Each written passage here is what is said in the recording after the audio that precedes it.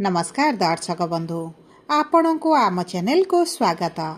आपणकर नाम जदि टो प पी पु स न ठ पे पोरु आरंभ होउछि तेबे एही भिडियोटी केवल आपण मानक पाई एवं एही अक्षर जदि आपणकर नाम आरंभ होउछि तेबे जानंतु आपणकर कन्या राशि किंतु नामर प्रथम अक्षर अनुसार मध्य आपणकर कन्या राशि मध्य नक्षत्र रे मध्य विभाजित करा जाइछि जहाँ आपण भिडियोटी को आग को देखिले निश्चित भाव में जानि परिबे। देखंतु आपणकर जन्म तारीख जदि जानि नाहंती, जन्म समय जानि नाहंती एवं जन्म राशि मध्य आपण जानि नाहंती तथापि भी चिंता करिवार कोनोसी आवश्यकता नाही, कारण एही भिडियोटी संपूर्ण भाव में आपणकर नाम राशि उपर आधारित होइछि। देखंतु जदि आपणकर जातक अछि एवं जातक रे आपणकर राशि अलगा रहिछि किंतु आपणकर नाटी एही अक्षर गुड़िकरु आरंभ होउछि तेबे मध्य आपण भिडियोटी को शेष पर्यंत देखंतु, कारण नाम राशिर प्रभाव मध्य आम मानक जीवन रे रही थाए। तेबे आपणक जीवन रे शुभ प्रभाव पड़िबो ना अशुभ प्रभाव पड़िबो आपण भिडियोटी को शेष पर्यंत देखिले निश्चित भाव में जानि परिबे। एवं एही भिडियो रे आपणकर संपूर्ण 2026 वर्षटी आपणकर नाम अनुसार किभଳି रहिबो विस्तृत भाव में आलोचना करिबा। ता सहित कौन रहिछि उपाय जहाँ आपणकर शुभाशुभ फल को द्विगुणित करिबो एवं कौन रहिछि प्रतिकार जहाँ आपणकर अशुभत्व को दूर करिबो एही भिडियो रे विस्तृत भाव में आलोचना करिबा।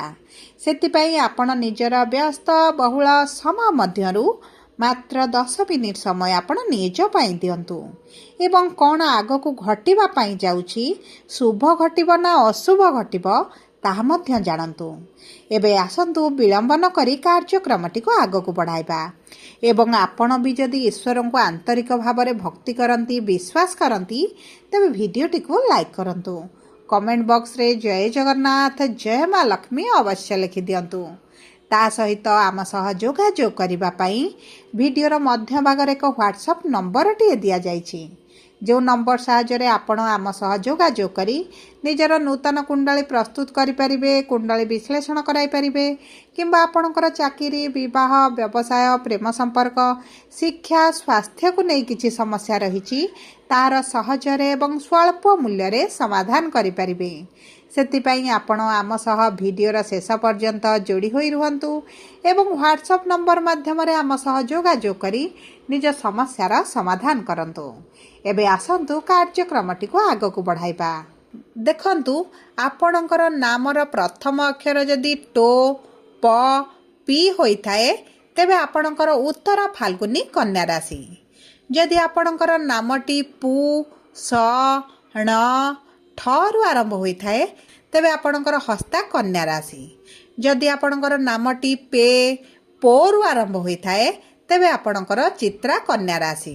आपणकर नाम अनुसार आपणकर नक्षत्र अनुसार किभଳି प्रभाव पड़िबो एही भिडियो रे आसंतु आलोचना करिबा। देखंतु जदि आमे मोटामोटी भाव में देखिबा तेबे 2025 रे आपणकर स्वास्थ्य टिके खराब रहुथला। आपणकर आर्थिक समस्या दे आपण गति करुथिले, आपणकर अर्थर बहुत आवश्यकता मध्य बढ़ी जाइतिला, आपण ऋण आनिथिले किंतु ऋण टिके सुझी पारु नथिले, आपणक परिवार रे खुशीर वातावरण मध्य नथिला, आपणकर अजथा चिंता बढ़िथिला, अजथा खर्च मध्य बढ़िथिला, समाज रे मान सम्मान हानि मध्य आपणकर घटुथिला। विद्यार्थी माने तो शिक्षा क्षेत्र रे बहुत अधिक समस्या देखुथिले एवं बहुत गुड़े कन्या राशि व्यक्ति मानकर चाकरी चली जाइछि, वर्तमान चाकरी क्षेत्र में समस्या देखुचंती, अस्थिरता मध्य देखुचंती एवं बहुत गुड़े कन्या राशि दंपति माने मध्य संतान को नहीं चिंतित अछंती, संतान प्राप्ति को नहीं मध्य चिंतित थिले। किंतु देखंतु 2025 रे जेउ भली भाव में परिस्थिति आपणकर रहिथिला 2026 रे सेथिरे परिवर्तन आसीबो ना सेही भली परिस्थिति आपणकर रहिबो एही वीडियो रे विस्तृत भाव में आलोचना करिबा। देखंतु आपणकर कन्या राशि हेउची राशि चक्रर षष्ठ राशि एवं आपणकर रस्याधिपति हेउचंती बुध। सेथिपई अधिकांश कन्या राशि व्यक्तिमान बुद्धिमान होइथांती, सेमाने चालाक चतुर एवं सेमानक स्मरण शक्ति मध्य बहुत अधिक होइथाय। ହୋଇଥାଏ। ଦେଖନ୍ତୁ ଏହି 2026 ବର୍ଷରେ ଆପଣ ଯଦି ବ୍ୟବସାୟ କରୁଛନ୍ତି ତେବେ ତ ଆପଣଙ୍କୁ ବହୁତ ଅଧିକ ଶୁଭ ଫଳ ପ୍ରାପ୍ତି ହେବ। ଆପଣଙ୍କ ଆଶା ଠାରୁ ମଧ୍ୟ ଅଧିକ ଶୁଭ ଫଳ ଆପଣଙ୍କୁ ପ୍ରାପ୍ତ ହେବ। ଯଦି ଆପଣ ନୂତନ ଭାବରେ କିଛି ବ୍ୟବସାୟ ଆରମ୍ଭ କରିବା ପାଇଁ ଚାହୁଁଛନ୍ତି ତେବେ ଆପଣଙ୍କ ପାଇଁ 2026 ଗୋଟେ ଅପରଚ୍ୟୁନିଟି ନେଇ ଆସିବ। ବହୁତ ଗୁଡ଼ିଏ ସୁଯୋଗ ଆଣିବ, ବହୁତ ଗୁଡ଼ିଏ ରାସ୍ତା ଆପଣଙ୍କ ପାଇଁ ପ୍ରଶସ୍ତ ହୋଇଯିବ। ଆପଣ ଚାକିରି ସନ୍ଧାନରେ ଯଦି ଅଛନ୍ତି ଚାକିରି ପ୍ରାପ୍ତ ହୋଇପାରେ। ଆପଣ ଯଦି ସରକାରୀ ଚାକିରି ପାଇଁ ମଧ୍ୟ ପ୍ରିପାରେସନ୍ ହେଉଛନ୍ତି ତେବେ ମଧ୍ୟ ଆପଣଙ୍କର ସରକାରୀ ଚାକିରି ଆପଣଙ୍କୁ ପ୍ରାପ୍ତ ହୋଇଯିବ। ତା ସହିତ ଯେଉଁମାନେ ଚାକିରି ଛାଡ଼ି ବ୍ୟବସାୟ ଆରମ୍ଭ କରିବା ପାଇଁ ଚାହୁଁଥିଲେ ସେମାନଙ୍କ ପାଇଁ ତ ବହୁତ ଅଧିକ ଶୁଭ ସମୟ ରହିଛି। କିନ୍ତୁ ଆପଣଙ୍କୁ ଟିକେ ସତର୍କ ରହିବାକୁ ପଡ଼ିବ, କାରଣ ଏହି 2026 ବର୍ଷରେ ରୋଗ, ଋଣ ଏବଂ ଶତ୍ରୁ ଆପଣଙ୍କର ବଢ଼ିପାରନ୍ତି। ସେଥିପାଇଁ ଆପଣ ଆପଣଙ୍କ କର୍ମକ୍ଷେତ୍ର ହେଉ କିମ୍ବା ଆପଣଙ୍କ ପରିବାର ହେଉ କିମ୍ବା ଆପଣଙ୍କର ଯେକୌଣସି କାର୍ଯ୍ୟସ୍ଥଳୀ ହେଉ ସେଠାରେ ଆପଣଙ୍କୁ ଟିକେ ସତର୍କ ରହିବାକୁ ପଡ଼ିବ। ସମସ୍ତଙ୍କ ସହିତ ମିଳିମିଶି କାର୍ଯ୍ୟ କରିବା ପାଇଁ ଚେଷ୍ଟା କରନ୍ତୁ। ଝଗଡ଼ା, ଗଣ୍ଡଗୋଳ ଏହିଭଳି ବିପରୀତ ପରିସ୍ଥିତିରୁ ଆପଣ ଦୂରରେ ରୁହନ୍ତୁ। ଆପଣଙ୍କ ପାଇଁ ଶୁଭଦାୟକ ରହିବ। ଏବେ ଆସନ୍ତୁ ଜାଣିବା ନକ୍ଷତ୍ର ଅନୁଯାୟୀ 2026 ବର୍ଷଟି ଆପଣମାନଙ୍କ ପାଇଁ କେମିତି ରହିବ। ଦେଖନ୍ତୁ, ଉତ୍ତର ଫାଲ୍ଗୁନୀ କନ୍ୟା ବା 12/6 କନ୍ୟା ରାଶିର ବ୍ୟକ୍ତିବିଶେଷମାନେ ସୂର୍ଯ୍ୟ ଅଂଶରେ ବା ସୂର୍ଯ୍ୟ ମହାଦଶରେ ଜନ୍ମଗ୍ରହଣ କରିଛନ୍ତି ଏବଂ ଏହି 2026 ବର୍ଷଟି ହେଉଛି ସୂର୍ଯ୍ୟଙ୍କର ବର୍ଷ। ତେଣୁକରି ଆପଣଙ୍କ ନକ୍ଷତ୍ରର ସ୍ୱାମୀ ସୂର୍ଯ୍ୟ ହୋଇଥିବାରୁ ଆପଣଙ୍କର 2026 ବର୍ଷଟି ଅତି ଉତ୍ତମ ରହିବ। ଆପଣଙ୍କ ମାନସିକ ସ୍ତରରେ ବିକାଶ ଲାଭ କରିବେ। ବିଦ୍ୟାର୍ଥୀମାନଙ୍କ ପାଇଁ ତ ବହୁତ ଅଧିକ ଶୁଭ ସମୟ ରହିବ। ଶିକ୍ଷା କ୍ଷେତ୍ରରେ ଉନ୍ନତି ଦେଖିବେ, ଉଚ୍ଚଶିକ୍ଷା କରିପାରନ୍ତି। ଶିକ୍ଷା ପାଇଁ ଯଦି ବିଦେଶ ଯିବାକୁ ଚାହୁଁଥିଲେ ସେଥିରେ ମଧ୍ୟ ଶୁଭାଶୁଭ ଫଳ ପ୍ରାପ୍ତି କରିବେ। ତା ସହିତ ଯଦି ଆପଣ ଚାକିରିର ସନ୍ଧାନରେ ଅଛନ୍ତି, ଗଭର୍ଣ୍ଣମେଣ୍ଟ ଚାକିରି ପାଇଁ ପ୍ରିପାରେସନ୍ କରୁଛନ୍ତି, ସେଥିରେ ମଧ୍ୟ ଆପଣଙ୍କୁ ଶୁଭ ଫଳ ପ୍ରାପ୍ତି ହେବ। ବିଶେଷ ଭାବରେ ଆପଣଙ୍କର କର୍ମକ୍ଷେତ୍ରରେ ଉନ୍ନତି ପ୍ରଗତି ଆପଣ ଦେଖିବେ। ପ୍ରମୋସନ୍ ହୋଇପାରେ, ଟ୍ରାନ୍ସଫର ହୋଇପାରେ, ପୋଷ୍ଟରେ ପରିବର୍ତ୍ତନ ହୋଇପାରେ, ଯେଉଁ କାରଣରୁ ଆପଣଙ୍କ ଆର୍ଥିକ କ୍ଷେତ୍ରରେ ପରିବର୍ତ୍ତନ ଆସିବ ଏବଂ ଆପଣଙ୍କର ବିବାହ ପାଇଁ ମଧ୍ୟ ବହୁତ ଅଧିକ ଶୁଭ ସମୟ ରହିଛି। ସନ୍ତାନ ସନ୍ତତିକୁ ନେଇ ଯଦି ଆପଣ ଚିନ୍ତିତରେ ରହୁଥିଲେ ତେବେ ସେଥିରେ ମଧ୍ୟ ପରିବର୍ତ୍ତନ ଦେଖିବେ। ସନ୍ତାନଙ୍କ ମାଧ୍ୟମରେ ମଧ୍ୟ ଆପଣଙ୍କୁ କିଛିଟା ଧନ ଲାଭ ହୋଇପାରେ।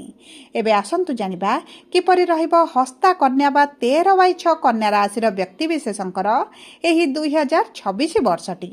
ଦେଖନ୍ତୁ, ଏହି ବ୍ୟକ୍ତିମାନେ ଚନ୍ଦ୍ର ଅଂଶରେ ବା ଚନ୍ଦ୍ର ମହାଦଶାରେ ଜନ୍ମଗ୍ରହଣ କରିଛନ୍ତି ଏବଂ ଏହି ବ୍ୟକ୍ତିମାନଙ୍କୁ ବହୁତ ଅଧିକ ଶୁଭାଶୁଭ ଫଳ ପ୍ରାପ୍ତି ହେବ ଏହି 2026 ବର୍ଷରେ। ଆପଣଙ୍କ ଆର୍ଥିକ କ୍ଷେତ୍ରରେ ଆପଣ ବହୁତ ଅଧିକ ଉନ୍ନତି ଦେଖିବେ। ଯଦି ଆପଣଙ୍କର ଅର୍ଥ କେଉଁଠି ଫସିକି ରହିଥିଲା ତାହା ମଧ୍ୟ ଆପଣଙ୍କୁ ପ୍ରାପ୍ତ ହୋଇଯିବ।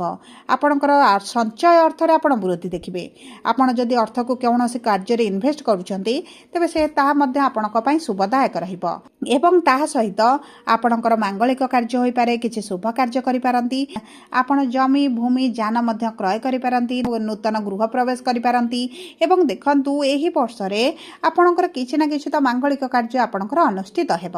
ଏବେ ଆସନ୍ତୁ ଜାଣିବା ଚିତ୍ରା କନ୍ୟା ବା 14/6 କନ୍ୟା ରାଶିର ବ୍ୟକ୍ତିବିଶେଷଙ୍କର ଏହି 2026 ବର୍ଷଟି କେମିତି ରହିବ।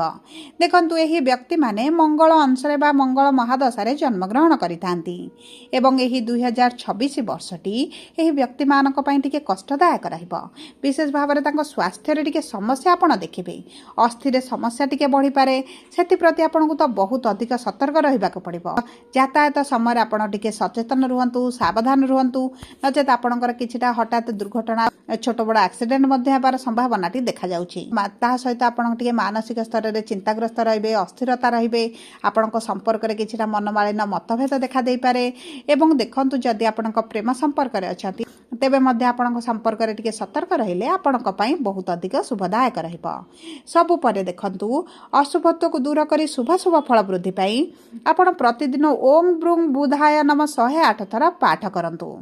ପକ୍ଷୀଙ୍କୁ କିଛିଟା ଖାଦ୍ୟ ଦିଅନ୍ତୁ ଏବଂ ଚେଷ୍ଟା କରନ୍ତୁ ଏକାଦଶୀ ବ୍ରତ ରଖିବା ପାଇଁ। ପିତ୍ତଳ ବାସନରେ ଯଦି ଆପଣ ଭୋଜନ କରନ୍ତି ଆପଣଙ୍କ ପାଇଁ ଶୁଭଦାୟକ ରହିବ। ତା ସହିତ ଛୋଟ ଗରିବ କନ୍ୟାମାନଙ୍କୁ ଯଦି ଆପଣ ପୁସ୍ତକ ଦାନ କରନ୍ତି ତେବେ ଆପଣଙ୍କର ଭାଗ୍ୟରେ ବଡ଼ ପରିବର୍ତ୍ତନ ଆସିବ। ଯଦି ଆପଣଙ୍କର କନ୍ୟା ରାଶି ହୋଇଥାଏ ତେବେ ଭିଡ଼ିଓଟି କିଭଳି ଲାଗିଲା କମେଣ୍ଟ ବକ୍ସରେ ଲେଖି ଜଣାନ୍ତୁ। ଯଦି ପ୍ରଥମ ଥର ଆମ ଚ୍ୟାନେଲକୁ ଆସିଛନ୍ତି ଚ୍ୟାନେଲଟିକୁ ସବସ୍କ୍ରାଇବ୍ କରନ୍ତୁ। ପାଖରେ ଥିବା ବେଲ୍ ଆଇକନକୁ ପ୍ରେସ୍ କରନ୍ତୁ। ଧନ୍ୟବାଦ।